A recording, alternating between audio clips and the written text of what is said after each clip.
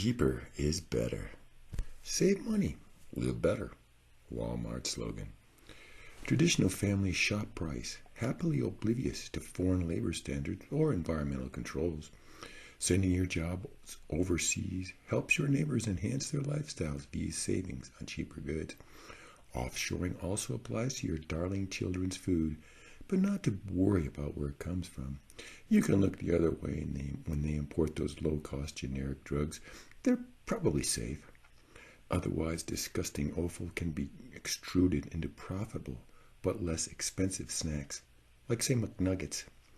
Cheaper building materials designed to barely meet codes will quickly fail in a fire or an earthquake. Asian designers and engineers cost less and work better with our offshore suppliers and manufacturers. The cheap and disposable keeps their peasants employed and our shoppers busy returning to our stores. There's less disappointment if the lowest price choice is DOA 1 out of 3 times right out of the box. Eating, wearing, and buying cheap food, clothes, toys, e-gizmos, and household plastics is our way of life. It actually feels quite patriotic to offshore a corporation to reduce costs and increase your bonus. And when stuff breaks, we just curse cheap Chinese shit, but not the all-American brand importer. These days, the so-called late adopters are really just smart folks waiting for the imported knockoffs. Cut-rate imported foods and drugs are made to higher standard than their plastic junk. Oh, sure they are. But industry self-regulation mandates a hands-off and not responsible attitude toward foreign suppliers.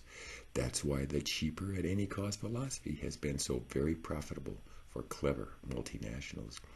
We don't condone workers slaving 7 by 18 and living 15 to a room, but we do support it with our purchases. It's not our problem if our need for savings removes environmental issues from producers' priorities. It's also certainly not our concern that peasant laborers cannot afford to buy the products that they build. After all, most of that bad stuff happens far away and overseas, so it cannot possibly affect us at all.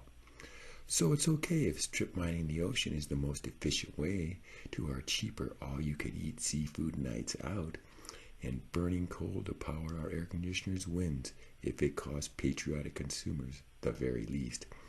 Subsidizing frack first and declare bankruptcy later due to cleanup costs yields us cheap energy today. Corporate-subsidized water-gulping, pesticide GMO-based monocrops on vast tracts yield $1 fast food snacks. It's just smart business to produce meat by focusing solely on cost containing its factory production. Funny how the cable, internet, and cell oligarchies don't have to compete on price, though, ain't it? You must admit it's easier and less confusing for consumers to simply shop the bottom line all the time. Meanwhile, foolish trendsetters pay 3 to 4 times as much for the same stuff we'll pick up later at Walmart. Uninspected Chinese baby food is far cheaper than ours, and probably there's no longer any melamine in it. Same goes for their tainted drywall. That was the cheapest available, but got lots of people real sick. They've certainly decontaminated those chicken stick snacks that killed off 300 or 400 of our family dogs, and wild-caught Alaska salmon that's such a buy, but in tiny print says, product of China. Not to worry, it's clean, right? Those dirt-cheap imported phones, tablets, and laptops aren't pickled in their spyware either. They promise. It's a shame we can't outsource healthcare, because maybe then we could even compare treatment costs. And don't forget, we need disposable, quiet, and illegal pickers to cheat so we can have cheap tomatoes. So it's such a great deal. It doesn't matter if we buy way more than we need and then toss half of it away in the garbage.